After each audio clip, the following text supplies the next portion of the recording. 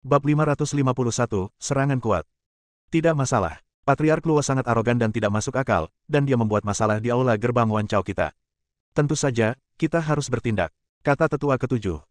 Tianming menatap Lonyang dan tersenyum, Tuan Luo, lihat, tidak ada seorang pun yang akan setuju dengan pendekatanmu. Setelah tetua Wancao Men berdiri, Tianming merasakan tekanannya hilang. Si Ji, yang berdiri di belakang, juga menghela napas lega. Mata Lonyang merah, dan wajahnya penuh kebencian dan kegilaan. Dia juga orang yang sangat rasional dan lembut dalam kehidupan sehari-harinya. Namun dengan kematian Stefano, dirinya yang asli juga ikut mati. Sekarang dia tidak peduli tentang apapun. Dia hanya ingin Tianming dan kedua anaknya mati. Serang dengan segenap kekuatanmu. Balas dendam Stefano, teriak Lonyang. Ya, 15 bawahan marsial Honoret Realem di belakangnya berteriak serempak. Kekuatan yang terkandung dalam suara ini cukup untuk membuat hati dan pikiran orang hancur. Lonyang memegang Tianming erat-erat, melompat, mengangkat pedangnya ke udara, dan menebas ke arah Tianming. Orang-orang di belakangnya bergegas menuju Si Ji dan Nana. Lindungi anak-anak Patriark Yu, perintah Penatuaret.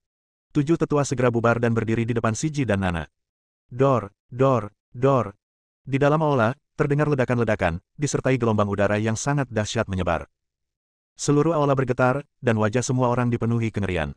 Mereka mundur dan meringkuk bersama untuk menghindari cedera yang tidak disengaja. Apa yang awalnya merupakan konferensi alkimia berubah menjadi perang antara dua keluarga besar. Ini adalah hasil yang tak terduga. Kakak senior, apa yang harus kita lakukan sekarang?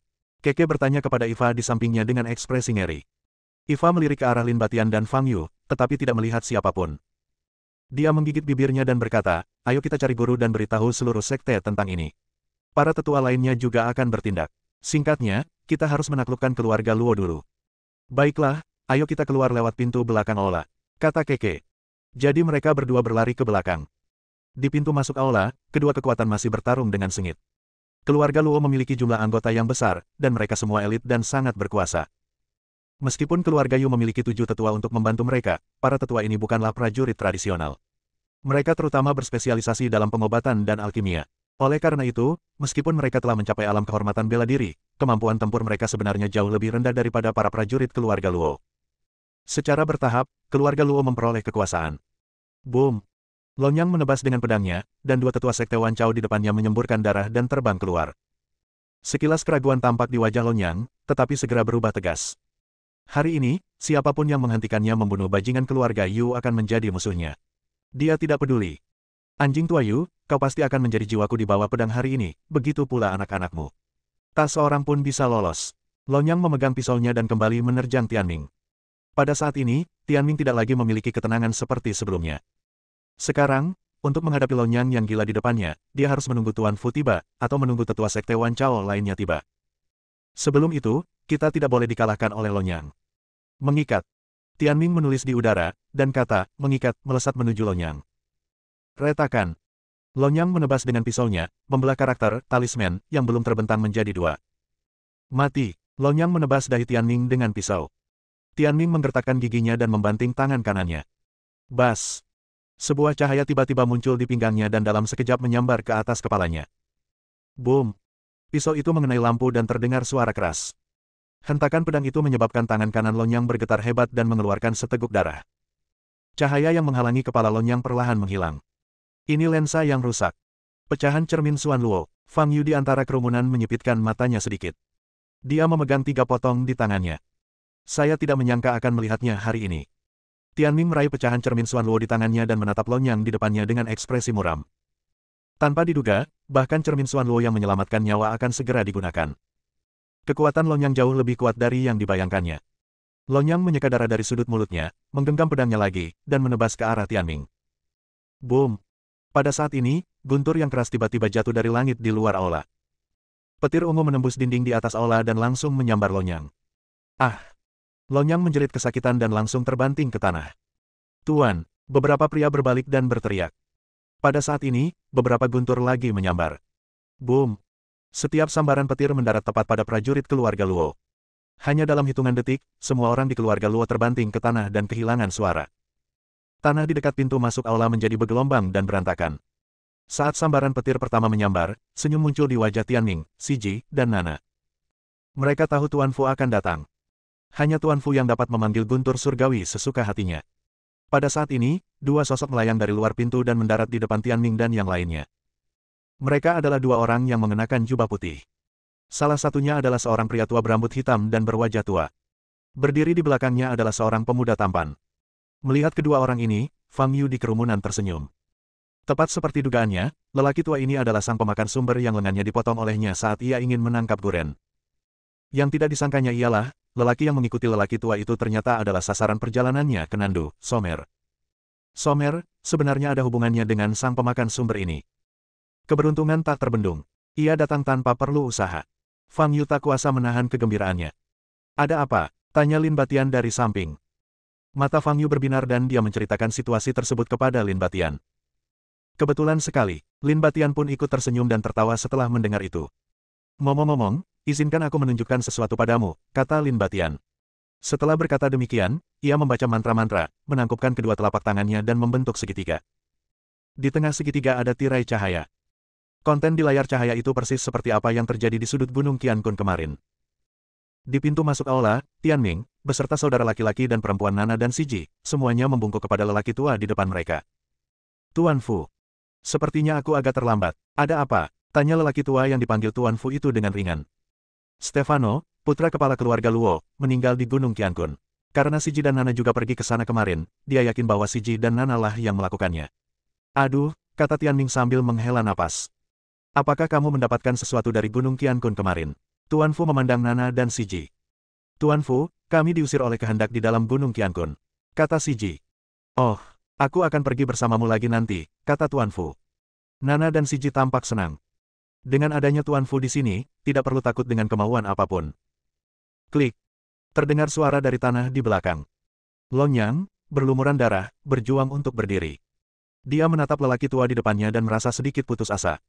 Petir yang menyambar lelaki tua itu menyambarnya hingga hampir mati, dan dia jelas bukan tandingannya. Namun kebencian di hatinya terhadap Tianming dan lainnya tidak berkurang sedikit pun. Dia masih ingin membunuh Tianming. Lonyang menopang tubuhnya dengan pedang, menatap Tianming, darah terus mengalir keluar dari mulutnya. Namun niat membunuh di matanya masih tajam. Wus! Pada saat ini, beberapa sosok terbang masuk dari luar. Semua tetua sekte Wan Chao telah tiba. Mereka menatap para tetua yang terluka di bawah dengan wajah muram. Lonyang benar-benar berani menyakiti para tetua sekte Wan Chao, dia hanya mencari kematian. Tuan Luo, jika Anda berhenti sekarang dan berlutut untuk meminta maaf, Anda masih memiliki secercah harapan. Jika tidak, apa yang telah Anda lakukan sudah cukup untuk menjatuhkan hukuman mati kepada Anda, kata Tianming sambil tersenyum. Bah, Lonyang memuntahkan seteguk darah, menggenggam pedangnya lagi, dan menyerbu ke arah Tianming. Sekalipun dia dikepung oleh pasukan dari segala sisi, dia tidak menunjukkan rasa takut. Ayahnya dan putranya keduanya tewas di tangan keluarga Yu. Bahkan jika dia meninggal, dia harus menggigit sepotong daging Tianming sebelum dia bisa beristirahat dengan tenang. Tuan Fu sedikit mengernyit. Somer yang tadinya diam, maju selangkah dan berkata dengan tenang, Tuan, biar aku saja yang melakukannya. Setelah mengatakan itu, Somer melangkah maju. Menghadapi Lonyang yang menyerbu, dia tiba-tiba mengangkat kakinya dan menendang dada Lonyang. Retakan. Dada Lonyang tampak tenggelam, lalu dia terlempar ke posisi lebih dari 10 meter jauhnya, berguling beberapa kali, lalu tergeletak di tanah, tubuhnya sedikit berkedut. Darah perlahan mengalir dari tanah. Tetapi Lonyang masih menggertakkan giginya dan menopang tubuh bagian atasnya. Dadanya yang cekung tampak sangat menyeramkan. Manusia normal pasti sudah lama meninggal setelah menderita cedera parah seperti itu. Tetapi Lonyang masih berdiri dengan gemetar, auranya tidak berkurang sedikit pun. Tianming, aku tidak akan melepaskanmu bahkan jika aku menjadi hantu. Lonyang meraung serak. Somer tampak kosong. Ia mengangkat telapak tangan kanannya dan tiba-tiba mengumpulkan energi sejati yang sangat kuat di telapak tangannya. Boom! Dengan suara keras, energi sejati meledak ke arah Lonyang. Menghadapi ki sejati yang sangat kuat ini, Lonyang tidak dapat mengelak dan tertawa keras ke arah langit. Boom! Pada saat ini, sesosok jatuh dari udara, berdiri di depan Lonyang, dan memancarkan energi sejati ke arah lain. Boom! Energi sesungguhnya menghantam tanah di kejauhan, menimbulkan suara menderu. Ya, kamu memang pria sejati. Aku akan membantumu kali ini. Ketika semua orang melihat lebih dekat, mereka menemukan bahwa orang yang berdiri di depan Lonyang adalah seorang pria tampan yang memegang kipas kertas. Pria ini benar-benar mengusir energi sejati yang mengerikan itu dengan satu tangan. Kekuatan macam apa ini? Lonyang menatap kosong ke arah sosok di depannya, tidak mampu bereaksi sejenak. Di sisi Tianming, ekspresinya suram. Siapa kamu? Tianming bertanya dengan dingin. Tidak perlu diminta, lakukan saja, kata Tuan Fu dengan ekspresi tenang. Begitu suara itu jatuh, Somer segera menghindar dan bergegas menuju posisi Lin Batian. Boom! Pada saat ini, sosok lain jatuh dari udara. Sosok itu menendang kepala Somer, lalu menginjaknya dengan keras. Boom! Somer tidak punya waktu untuk menghindar, dia pun jatuh ke tanah, dan tanah pun meledak. Seorang lelaki berjanggut dan berwajah garang mendarat di tanah, menginjak punggung Somer dengan kaki kanannya, menatap Tuan Fu di depannya, menyeringai, dan memperlihatkan senyum menyeramkan. Seluruh hadirin terkejut dan terdiam. Bab 552, Alam Dewa Bela Diri. Siapakah yang dapat membayangkan bahwa situasi yang telah menjadi kesimpulan yang pasti akan tiba-tiba berbalik? Siapakah kedua orang yang tiba-tiba muncul ini? Dalam situasi sepihak ini, mereka sebenarnya membantu Lonyang yang terkepung. Dengan cara ini, mereka setara dengan berdiri di sisi berlawanan dari keluarga Yu dan Wan Chaomen. Di Dongdu, siapa yang berani menyinggung dua kekuatan besar ini pada saat yang sama? Siapa dua orang ini? Mereka tampak asing. Kerumunan di aula menatap Fang Yu yang berjanggut dan Lin Batian yang melambaikan kipas kertas dengan tatapan bingung. Setelah penyamaran, Steve adalah satu-satunya yang mengetahui identitas asli Fang Yu dan Lin Batian. Pada saat ini, Steve menatap Somer yang diinjak Fang Yu dengan terkejut. Dia juga tidak menyangka akan melihat Somer, yang telah lama menghilang, di tempat ini. Terjadi keheningan di luar aula. Para tetua sekte Wan Chao di udara, keluarga Yu di darat, dan Tuan Fu tidak berkata apa-apa. Wajah mereka muram, menatap dingin ke arah Fang Yu dan Lin Batian yang tiba-tiba muncul. Tianming menatap Fang Yu dan bertanya, siapa kamu? Para penegak keadilan, kata Fang Yu, kami tidak tahan melihat begitu banyak dari kalian melawan satu orang. Mendengar jawaban ini, tatapan Tianming menjadi dingin dan dia berkata dengan suara dingin, semua orang yang hadir tahu bagaimana perkembangannya. Lonyang menyerang kita lebih dulu, jadi kita melawan. Apa yang disebut tindakan keadilan ini sebenarnya membantu pihak yang salah. Tindakan mereka tidak akan dipuji, tetapi akan dianggap sebagai pelanggaran aturan, sama seperti tindakan Lonyang.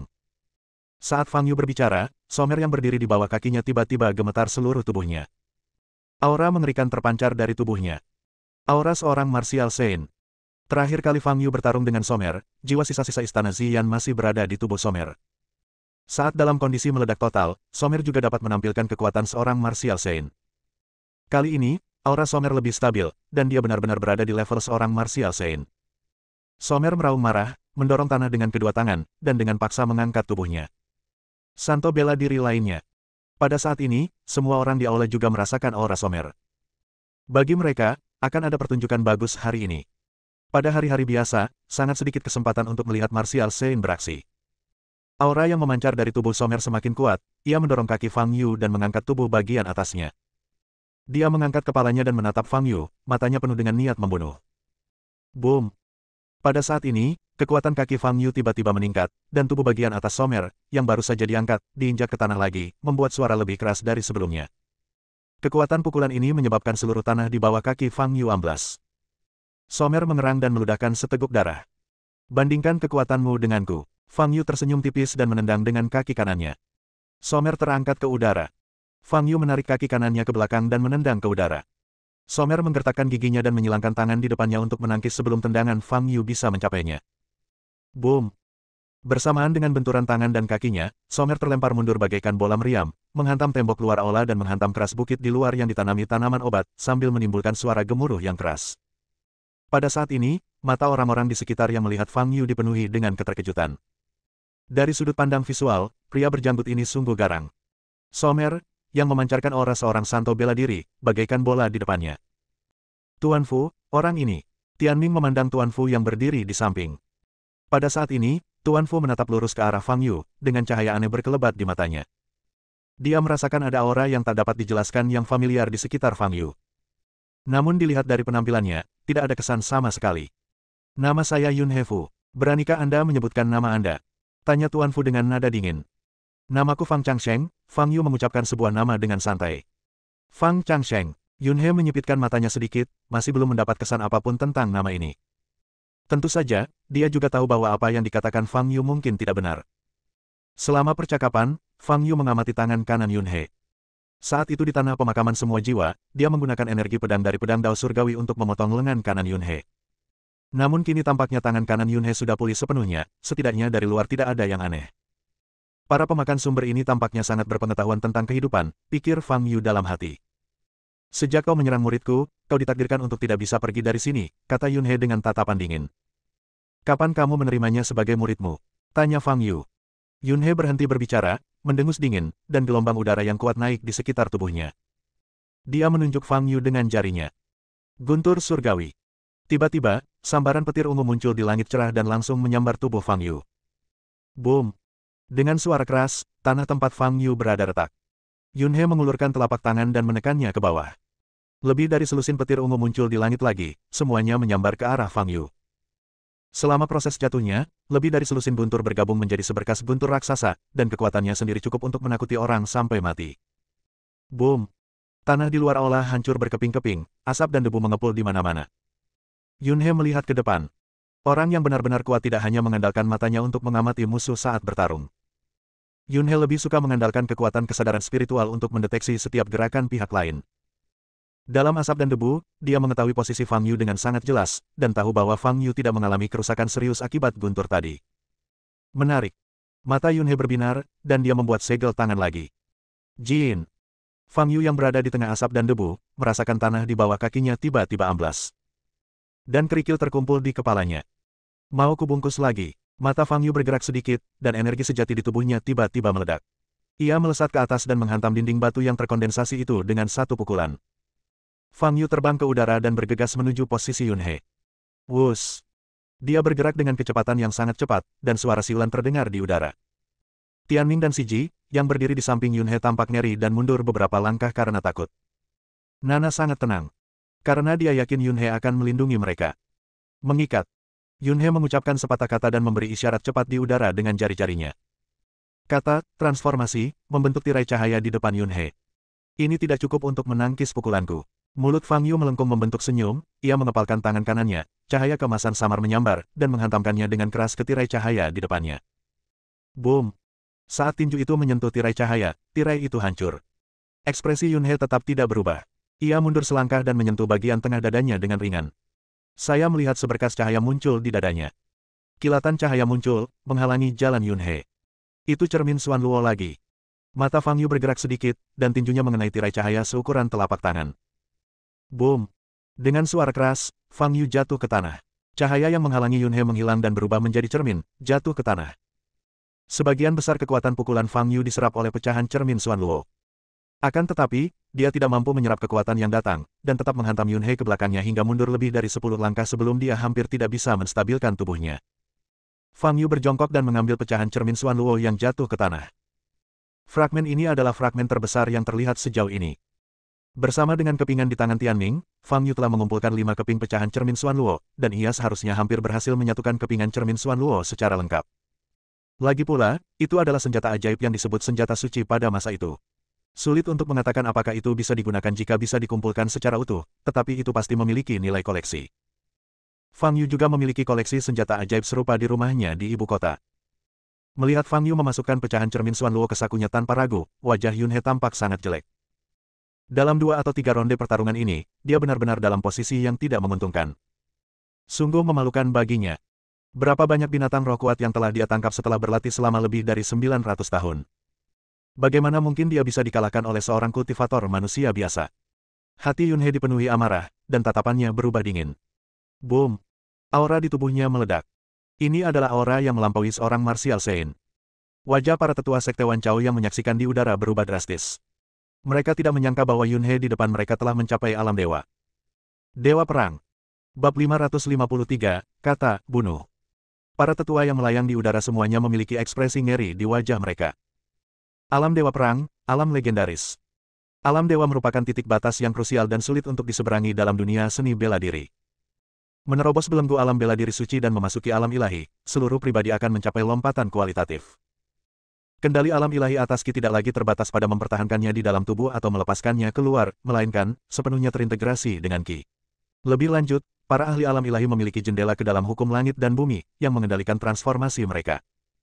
Dalam dunia seni bela diri saat ini, sebagian besar informasi tentang prajurit kuat di alam dewa bela diri berasal dari buku-buku kuno. Sebab, di dunia saat ini di mana energi spiritual semakin menipis, sudah cukup lama sekali tidak ada pejuang yang mampu menerobos ke alam legendaris ini. Tentu saja, dunia seni bela diri Tiongkok memiliki sejarah yang panjang, dan pasti ada orang-orang kuat di alam dewa. Akan tetapi, kelompok pakar papan atas ini sudah tidak lagi mengenal urusan duniawi, jarang muncul, dan tidak ada beritanya selama ratusan tahun. Tidak seorang pun yang dapat membayangkan bahwa konferensi alkimia hari ini akan menarik makhluk tingkat dewa yang begitu kuat. Para tetua di udara begitu gembira hingga mereka terdiam sesaat. Pertempuran telah usai. Banyak orang tua yang mempunyai pikiran ini dalam benak mereka. Pria berjanggut itu memang tampil dengan sangat baik. Namun, sejak aura kultivasi Yunhe meledak, ketegangan pun sirna. Kecuali pria berjanggut ini juga telah memasuki alam dewa, mustahil untuk mengalahkan Yunhe. Tianming sangat tenang karena mereka sangat mengetahui kekuatan Yunhe. Namun, dia tidak menyangka Yunhe harus menggunakan seluruh kemampuannya untuk menghadapi pria berjanggut di depannya. Hal ini juga secara tidak langsung menunjukkan bahwa pria ini memang sangat kuat. Siapa orang ini? Mata Tianming tampak muram dan suasana hatinya sedang buruk. Dia selalu menjadi orang yang merencanakan dan mengendalikan segalanya. Tetapi situasi saat ini berada di luar dugaannya. Dia tidak mengenal dua orang yang tiba-tiba muncul itu, dia juga tidak tahu tujuan mereka. Sayangnya, kedua orang ini cukup kuat, sehingga memaksa Tuan Fu mengeluarkan seluruh kekuatannya. Perasaan bingung dan ragu ini membuatnya sangat tidak nyaman. Setelah berpikir sejenak, Tianming menoleh ke Siji dan berkata, "Siji, segera beritahu keluargamu dan kirim semua pasukan elitmu ke tempat ini."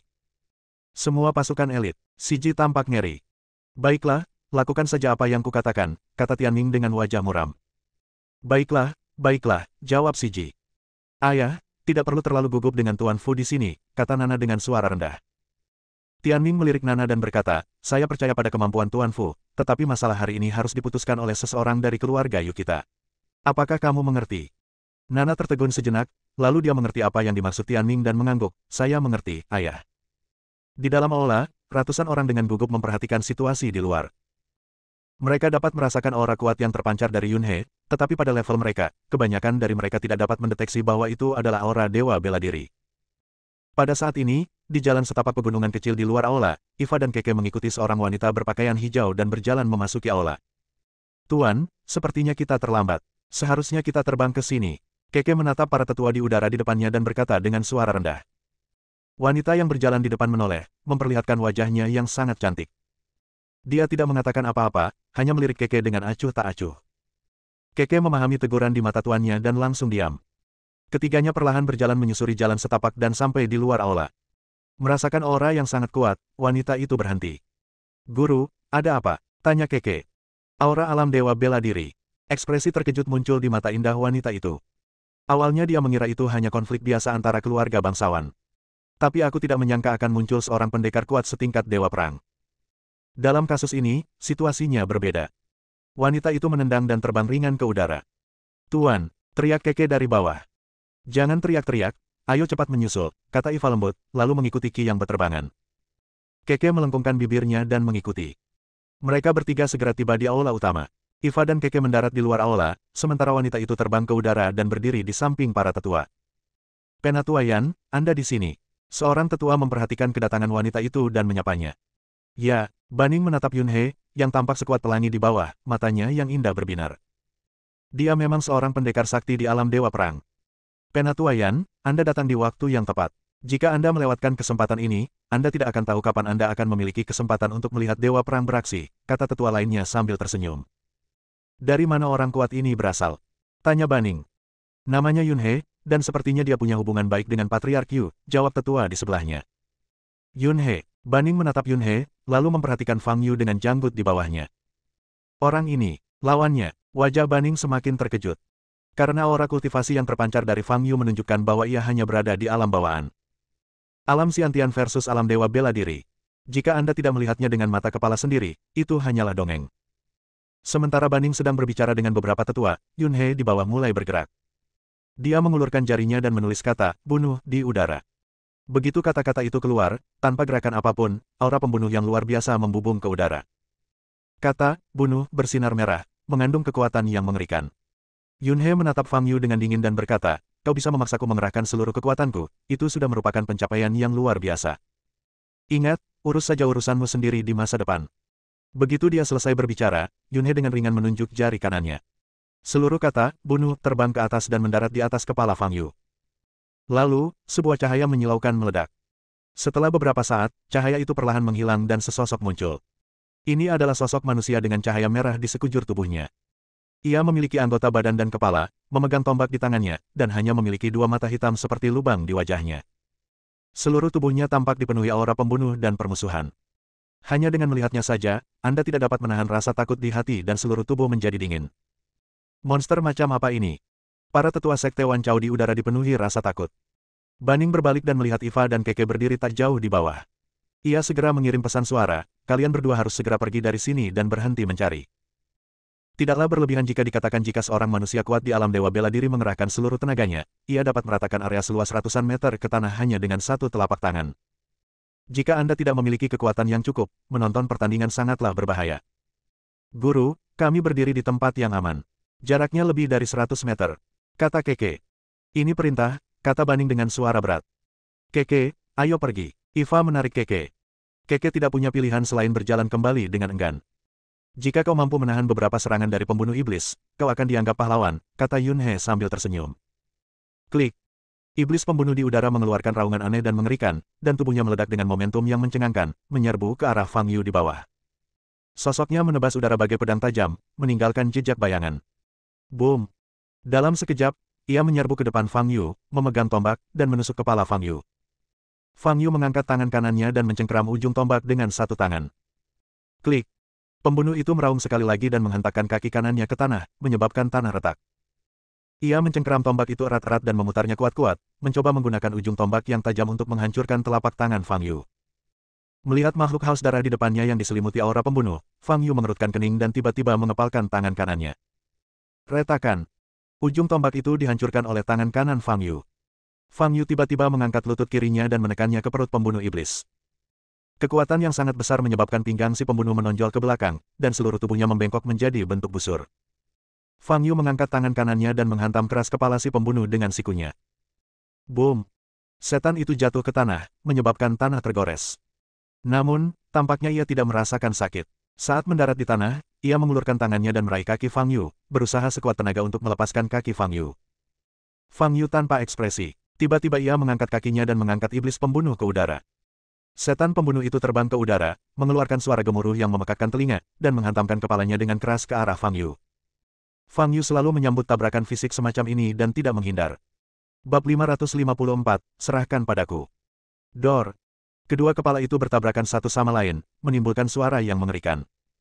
Di udara, banyak tetua memejamkan mata. Dalam dugaan mereka, kepala Fang Yu telah meledak seperti semangka. Di sisi Tianming, dia menunjukkan senyum jenaka. Bukankah bersaing dengan makhluk non-manusia dalam hal kekuatan fisik sama saja dengan mencari kematian? Namun senyumnya tidak bertahan lama, karena teriakan terkejut datang dari belakang. Wajah Tianming berubah dan dia melihat ke depan. Setan pembunuh yang bertabrakan dengan Fang Yu kehilangan kepalanya. Melihat pemandangan ini, Tianming merasa ngeri. Ini benar-benar kebalikan dari apa yang diharapkannya. Bagaimana ini mungkin? Bagaimana mungkin manusia yang memiliki daging dan darah dapat menahan kekuatan serangan itu? Bukan hanya Tianming, tetapi semua orang yang hadir tercengang, mulut mereka terbuka lebar cukup untuk memuat telur. Terutama Yunhe, yang wajahnya berubah pucat saat ini. Jika tubuhmu sekuat naga roh di utara jauh, aku akan sedikit takut. Fang Yu tersenyum tipis, sayang sekali tubuh yang terbentuk dari kondensasi aura pembunuh dan energi sejati ini tidak akan pernah mencapai tingkat itu. Sambil berbicara, Fang Yu mencengkeram bahu si pembunuh tanpa kepala dengan kedua tangannya dan menariknya dengan kuat. Boom! Dengan suara nyaring, seluruh tubuh iblis pembunuh itu terbelah menjadi dua, dan aura pembunuh serta energi sejati yang terkumpul di dalamnya meledak. Gelombang udara menyebar ke segala arah. Setan pembunuh yang baru saja mengejutkan semua orang dicabik-cabik oleh tangan kosong Fang Yu. Astaga! Di dalam aula, semua orang yang melihat pemandangan ini berseru tak percaya. Di langit luar aula, para tetua sekte Wan Chao dipenuhi dengan keterkejutan. Lin Batian, yang tidak jauh di belakang Fang Yu, mendesah diam-diam. Dia ingin sekali berbuat sesuatu, tetapi dia bahkan tidak punya kesempatan untuk berbuat apapun.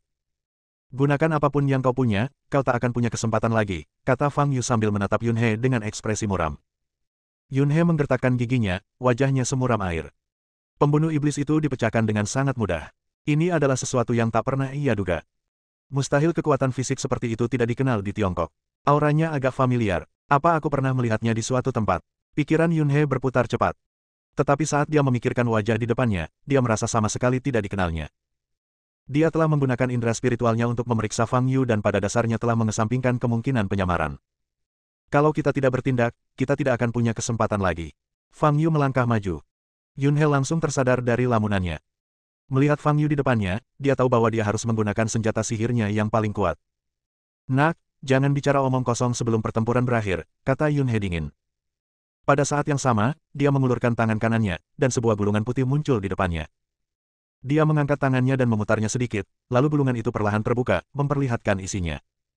Setengah hitam dan setengah putih, terhubung dalam lingkaran. Tai Chi. Gulungan itu melayang sedikit di udara, memancarkan gelombang kekuatan yin dan yang mengerikan. Udara di seluruh dunia seolah tersedot dalam sekejap dan diserap ke dalam diagram Tai Chi. Diagram Tai Chi Qiankun, serangan gabungan yin dan yang. Aura Yunhe meledak dan dia mengarahkan tangan kanannya ke depan. Diagram Tai Chi di depannya bergetar hebat, dan sebuah gambaran virtual Tai Chi tembus pandang yang dipadatkan oleh kekuatan yin dan yang terbang keluar dan meledak ke arah posisi Fang Yu. Selama penerbangan, gambar virtual Tai Chi tembus pandang yang terdiferensiasi ini masih berkembang dengan cepat. Ketika mencapai Fang Yu, bayangan virtual Tai Chi sudah sebesar gunung kecil, dan tidak ada jalan keluar. Kekuatan yang dan yin berinteraksi satu sama lain, membentuk kekuatan penghancur yang besar. Peta alam semesta Tai Chi dianggap sebagai salah satu senjata ajaib terbaik saat itu, namun akhirnya jatuh ke tangan orang ini. Lin Batian, yang berdiri di belakang Fang Yu, berpikir dalam hati sambil melambaikan kipas kertas dengan santai. Menghadapi serangan citra virtual Tai Chi, Fang Yu berdiri di tempat dan menamparkan dengan telapak tangan kanannya. Boom! Energi sejati yang melonjak meledak menuju citra virtual Tai Chi dan langsung diserap ke dalam diagram Tai Chi. Melihat pemandangan ini, Lin Batian sedikit mengernyit dan berkata dengan keras, kalau kamu mau menunda seperti ini, biar aku saja yang melakukannya. Fang Yu mendengar suara Lin Batian, tetapi mengabaikannya. Kekuatan yin dan yang jauh melebihi ki biasa. Saat berhadapan dengan kekuatan yin dan yang berkekuatan tinggi yang terkumpul bersama, seseorang harus mengandalkan kekuatan fisik untuk menghancurkannya, atau menggunakan energi yang lebih dahsyat daripada kekuatan yin dan yang untuk menghancurkannya. Kedua metode itu mudah bagi Fang Yu. Tetapi menggunakan kekuatan naga di tempat seperti ini pasti akan menimbulkan sensasi. Oleh karena itu, kita masih harus menggunakan tubuh fisik. Pukulan ini sudah berakhir. Fang Yu mundur selangkah dan mengepalkan tangan kanannya. Mau melawan dengan tubuhmu, kau cari mati saja. Ekspresi main-main muncul di wajah Yunhe. Citra virtual Tai Chi terjalin dengan yin dan yang, dan kekuatan yang terkandung di dalamnya mampu langsung mencincang tubuh Fang Yu menjadi pasta daging. Saat Fang Yu mengepalkan tinjunya, ruang di sekelilingnya terasa sangat sempit dan udara langsung tersedot keluar. Boom! Tanah di bawah kaki Fang Yu tidak mampu menahan tekanan ekstrim dan langsung retak, menyebabkan puing-puing beterbangan kemana-mana. Selama proses ini, orang-orang di sekitar dapat melihat dengan jelas bahwa seluruh ruang tempat Fang Yu berada dalam keadaan terdistorsi. Bahkan Fang Yu tampak seperti pantulan di air, terdistorsi dan bergoyang. Cahaya keemasan samar menyambar bola mata Fang Yu, lalu tiba-tiba dia meninju ke depan dengan tangan kanannya. Pada saat dipukul, kerikil yang beterbangan itu langsung hancur menjadi bubuk. Boom! Gambar virtual Tai Chi terkena pukulan Fang Yu dan langsung runtuh. Yunhe yang berdiri di belakang, tiba-tiba menyempitkan pupil matanya. Kekuatan pukulan Fang Yu masih datang ke arahnya. Yunhe merasakan nafas kematian. Dia segera merentangkan tangannya dan memutarnya di udara. Tai Chi Qiankun Tu, semuanya kosong. Diagram Tai Chi Qiankun yang mengambang di depan Yunhe memancarkan cahaya yang kuat. Diagram Tai Chi dalam gulungan itu berputar cepat, membentuk eksistensi seperti pusaran. Kekuatan pukulan Fang Yu menghantam pusaran diagram Qiankun Tai Chi. Kekuatan hisap yang besar langsung menghilangkan sebagian besar kekuatan kepalan tangan. Boom! Namun, gelombang udara yang menyertai pukulan itu membuat orang-orang di belakangnya kehilangan keseimbangan dan terpental. Aura Yunhe meledak sepenuhnya, energi sejatinya dilepaskan, dia menempel erat ke tanah, menangkupkan kedua tangannya, dan sekali lagi memadatkan perisai energi sejati yang kuat di tubuhnya, nyaris bertahan dan tidak mundur. Yunhe menggertakkan giginya dan menatap lurus ke depan. Dari sudut pandangnya, Anda dapat melihat apa yang ada di balik lukisan Tai Chi Universe. Pada saat ini, retakan benar-benar muncul pada gulungan itu. Melihat pemandangan ini, Yunhe merasa jantungnya hendak meledak. Boom! Detik berikutnya, diagram alam semesta Tai Chi meledak. Kekuatan tinju yang tersisa diarahkan langsung ke Yunhe. Boom! Perisai pelindung yang didirikan Yunhe tidak mampu menahan kekuatan ekstrim ini dan runtuh dalam sekejap. Yunhe mengeluarkan erangan teredam, dan seluruh tubuhnya, bersama dengan tanah yang retak akibat kekuatan tinjunya, terpental hingga ke aula. Terdengar seruan keras di aula. Banyak orang terpental oleh gelombang udara yang disebabkan oleh pukulan ini dan jatuh ke tanah. Ada yang melepaskan kultivasinya hanya untuk sekadar menghidupi tubuhnya. Tianming, Siji dan Nana sangat dekat dengan Yunhe. Mereka tidak sempat bereaksi sama sekali sebelum mereka terhempas oleh kekuatan itu bagaikan layang-layang yang talinya putus, dan terbanting keras ke pilar-pilar batu di aula. Engah! Nana, yang basis kultivasinya lebih lemah, memuntahkan seteguk darah dan jatuh ke tanah. Meskipun Siji tidak muntah darah, lengan kanannya terluka dan berdarah. Tianming berjuang untuk bangkit dari tanah, menatap anak-anaknya yang terluka tergeletak di kedua sisi, dan menggertakkan giginya. Dia mengangkat kepalanya dan melihat keluar aula, dan tertegun oleh pemandangan di hadapannya. Bagaimana ini mungkin? Pada saat ini, retakan besar muncul di tanah dari posisi Fang Yu hingga platform tinggi di bagian terdalam aula. Tanah di bawah kaki Fang Yu dan Yun He runtuh seluruhnya. Ini hanya kekuatan satu pukulan. Para tetua sekte Wan Chao yang berada di udara semuanya terkejut ratusan meter jauhnya. Mereka menatap kosong ke arah Fang Yu, lalu melihat ke arah retakan besar di tanah yang mengarah langsung ke aula. Mereka tidak dapat lagi menemukan Yun He dengan mata telanjang. Fang Yu berdiri di tempatnya, menarik tinjunya yang mengeluarkan uap putih, menggosok-gosok tangannya, dan menatap Lin Batian di belakangnya. Aduh, semua pusat perhatian telah dicuri. Lin Batian menghela napas dan melemparkan kipas di tangannya ke samping. Swoosh! Pada saat ini, bayangan hitam tiba-tiba muncul dari dinding samping. Somerlah yang sebelumnya ditendang keluar oleh Fang Yu. Jika kau berani menyakiti tuanku, aku tidak akan membiarkanmu pergi. Somer dikelilingi oleh udara hitam, dan matanya memancarkan cahaya pembunuh yang kuat. Serahkan padaku. Lin Batian menunjukkan kegembiraan dan melompat ke posisi Somer. Bab 555, Kartu Truf Terakhir. Lin Batian sangat cepat. Bagi orang-orang di sekitar, mereka hanya dapat melihat kilatan cahaya di langit. Dalam sekejap, Lin Batian muncul di depan Somer. Somer dipenuhi dengan niat membunuh. Ia memadatkan bola energi sejati di telapak tangan kanannya dan melemparkannya ke arah Lin Batian di depannya. Lin Batian mengulurkan telapak tangan kirinya dan bertabrakan langsung dengan telapak tangan kanan Somer. Boom! Energi sesungguhnya meledak, dan Somer terkejut dan terlempar mundur dalam jarak tertentu. Lin Batian berdiri di tempat dan mengulurkan tangan kanannya. Kipas kertas yang ia lempar begitu saja ke tanah langsung terbang ke tangannya. Lin Batian memegang kipas kertas dan menatap Somer di depannya, dengan senyum tipis di wajahnya yang cantik. Semua orang yang hadir masih terkejut dengan pukulan Fang Yu tadi. Lin Batian tiba-tiba bergerak, menyebabkan perhatian mereka terpusat pada Lin Batian. Baru pada saat itulah mereka ingat bahwa pemuda yang anggun itu adalah teman lelaki berjanggut itu.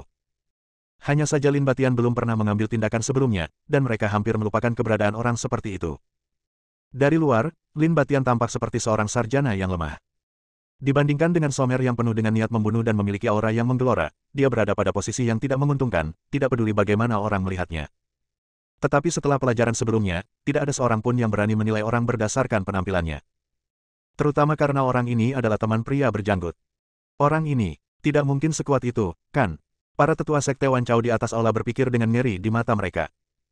Dia tidak boleh mati, jangan terlalu keras, Fang Yu mengirim pesan kepada Lin Batian. Jangan khawatir, aku hanya meregangkan ototku, jawab Lin Batian. Secepatnya, kata Fang Yu sambil mengeluarkan lampu Dayan dari tas penyimpanannya. Melihat Somer di udara, Fang Yu mengerutkan kening. Untuk saat ini, dia tidak merasakan nafas sisa-sisa istana Ziyan dari Somer. Selain itu, dia ingat bahwa pada kompetisi sebelumnya, untuk mencegahnya mencari ingatannya, Wan Long, sisa istana Ziyan yang tinggal di tubuh Somer, mencabik-cabik jiwa Somer. Tanpa jiwa, tubuh hanyalah cangkang kosong dan tidak ada kemungkinan untuk pulih. Oleh karena itu, tubuh Somer sekarang jelas ditempati oleh jiwa lain. Itulah yang dipikirkan Fang Yu saat pertama kali melihat Somer. Akan tetapi, ini bukanlah isu utama dan tidak memerlukan banyak pertimbangan. Satu-satunya hal yang ingin dipastikan Fang Yu adalah apakah masih ada aura sisa-sisa istana Ziyan yang tersisa di tubuh Somer. Sekalipun hanya ada sedikit jejak, Lentera Dayan dapat menggunakannya untuk mencari sisa-sisa lainnya di dunia dengan aura yang sama. Fang Yu memegang lampu Dayan di tangannya dan menatap Lin Batian di depannya. Pada saat ini, Somer masih memancarkan aura pembunuh yang sangat kuat. Dia menatap Lin Batian, mengulurkan tangannya, dan mengangkat telapak tangannya ke atas. Cahaya perak muncul di telapak tangannya, dan palu godam muncul di tangannya. Palunya besar dan kepalanya sangat tajam. Somer mencengkeram gagang palu dengan kedua tangan, energi sejatinya meledak di belakangnya, dan dia bergegas menuju Lin Batian. Dari semua senjata, palu adalah yang paling tidak saya sukai, kata Lin Batian. Terlalu berat. Somer bergegas ke Lin Batian, mengangkat palu tinggi-tinggi, dan menghantamkannya ke kepala Lin Batian. Dilihat dari jarak antara keduanya dan kekuatan Somer, Lin Batian tidak punya tempat untuk bersembunyi. Wajah Somer penuh dengan kekejaman dan haus darah. Palunya yang besar hendak menyentuh kepala Lin Batian. Pada saat ini, Lin Batian hanya memutar arah kipas kertas dan dengan lembut mengipasinya ke arah Somer. Bas! Kelihatannya seperti kipas biasa, tapi tiba-tiba ia mengeluarkan hembusan angin kencang. Hembusan angin ini bercampur dengan aura tajam, yang langsung menyapu Somer di depannya dan melemparkannya dengan cepat ke belakang. Boom! Sebelum palu Somer sempat jatuh, ia dan palunya terpental mundur, menghantam pegunungan di luar, menimbulkan suara ledakan keras. Kembalilah. Lin Batian melambaikan kipas kertas itu lagi. Wuss! Angin kencang yang menderu tiba-tiba berubah arah dan mendorong Somer kembali ke depan Lin Batian. Saat ini, Somer mengeluarkan darah dari ketujuh lubangnya, menggertakkan giginya dan mengerang kesakitan. Dia berada di tengah angin kencang, menderita hembusan napas tajam yang berputar seperti gasing setiap detik. Perasaan ini bagaikan ribuan belati yang mengiris daging tubuh, dengan rasa sakit yang hebat di segala arah. Ah! Somer meraung, dan aura martial Saint meledak sepenuhnya. Dia menggertakkan giginya dan menggunakan seluruh tenaganya untuk menyebarkan energi sejatinya keluar tubuhnya, mencoba membentuk perisai untuk menghalangi energi tajam dalam angin kencang. Tetapi dia bahkan tidak dapat mempertahankan proses ini sedetik pun. Angin kencang sekali. Ah! Raungan Somer perlahan berubah menjadi jeritan menyedihkan. Orang ini tidak tahan dipukul. Sudah cukup. Lin Batian sedikit mengernyit dan dengan lembut menggoyangkan kipas kertas di tangannya. Angin kencang yang menyelimuti Somer langsung menghilang. Pada saat ini, Somer telah menghabiskan seluruh kekuatannya dan bahkan tidak dapat mempertahankan energi sejati dasarnya. Ia jatuh dari udara dan jatuh ke tanah dengan suara teredam. Lin Batian turun dari langit, melambaikan kipas kertas di tangannya dan berkata, "Aku serahkan padamu." Oke, Fang Yu menyalakan lentera Dayan dan mendesaknya untuk terbang ke arah Somer. Lentera Dayan terbang ke atas kepala Somer dan mulai menyerap aura dari Somer. Lampu Dayan bersinar terang, dan gumpalan aura muncul dari tubuh Somer dan mengalir menuju lampu Dayan. Selama proses ini, terjadi keheningan di sekitar. Ratusan orang di aula dan para tetua sekte Wan Chao di luar aula terdiam saat ini. Ternyata mereka sudah terbius dengan penampilan Fang Yu yang berjenggot lebat. Tak disangka, lelaki tampan yang terlihat lemah ini ternyata sangat sakti. Siapakah kedua orang ini?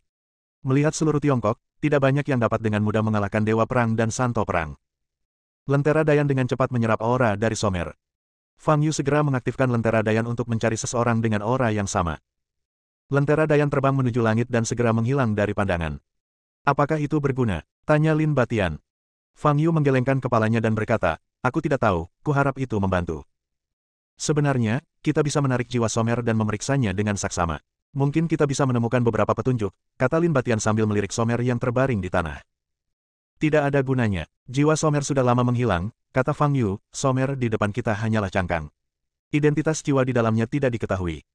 Namun, itu pasti ada hubungannya dengan Yun He. Fang Yu menoleh dan melihat ke dalam aula. Serangannya tadi tidak membunuh Yun He, paling-paling dia hanya terluka parah. Karena dia masih bisa merasakan aura Yun He, tetapi jauh lebih lemah dari sebelumnya.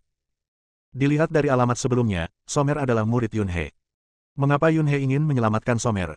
Apa yang disukainya dari Somer? Jawaban atas pertanyaan-pertanyaan ini mungkin ada hubungannya dengan Istana Xian. Untungnya, aku tidak memukulinya sampai mati. Aku masih bisa bertanya beberapa hal padanya, pikir Fang Yu dalam hati. Dor, dor, dor. Saat Fang Yu dan Lin Batian tengah berdiskusi, suara langkah kaki yang kacau dan terburu-buru terdengar dari belakang. Sekelompok prajurit yang mengenakan jubah abu-abu datang berlari dari kejauhan. Melihat pemandangan di depannya, wajah prajurit terdepan berubah dan dia mencari sosok di dalam aula. Tak lama kemudian, dia melihat ketiga anggota keluarga Yu terbaring di depan pilar batu. Guru. Sang prajurit segera memimpin timnya ke aula. Tianming merasa lega saat melihat sekelompok orang ini datang. Meski situasinya masih belum optimis, situasinya akan jauh lebih aman selama ada orang yang hadir. Tuan, kita terlambat, kata prajurit terdepan sambil berlutut dengan satu kaki. Bantu aku berdiri dan memeriksa tuan muda dan nona muda, perintah Tianming. Anggota elit keluarga Yu, berjumlah 26 orang, semuanya adalah prajurit di atas alam kehormatan bela diri. Ketiganya dibantu berdiri. Nana sangat lemah, tidak ada bekas darah di wajahnya. Dia memandang Fang Yu dan Lin Batian yang berdiri di kejauhan, matanya penuh ketakutan. Petik 2. Ayah, kita tidak bisa bermusuhan dengan mereka. Kita, bukan tandingan mereka, kata Nana dengan suara gemetar. Aku tahu, kata Tianming dengan wajah muram. Yun He adalah kartu truf terakhir keluarga Yu. Bahkan Yun He pun dikalahkan, jadi keluarga Yu tidak punya modal untuk melawan. Boom! Tepat saat Tianming tengah memikirkan bagaimana harus menanggapi, sebuah suara keras terdengar dari dalam aula di belakangnya. Teriakan dan seruan terdengar dari belakang, dan seluruh aula bergetar. Aura yang menyesakkan dan menakutkan terpancar dari dalam aula. Bersambung.